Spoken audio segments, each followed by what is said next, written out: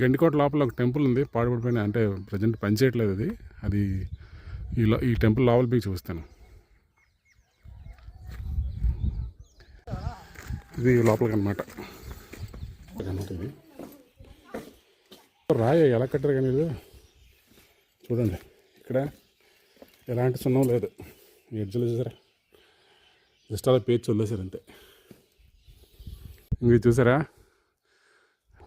Just అలా రాళ్ళ మీద, అంటే అలా బ్యాలెన్స్ గాలిలో ఉందన్నమాట. ఇది ఎలాంటి సున్నం కానీ లేకపోతే సిమెంట్ కానీ అలాంటిది ఏం యూజ్ చేయలేదు దీనికి.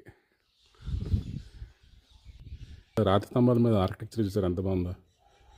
సింహం బొమ్మది, సిల్వ, ఎక్సలెంట్. నిజంగా చాలా చాలా అప్పట్లో ఎలాంటి టెక్నాలజీ లేకుండా ఇంత అందమైన గుడి ఎలా కట్టారో ఒకసారి తలుచుకుంటేనే చాలా ఆశ్చర్యకరంగా ఉంది. సూపర్ అన్నమాట.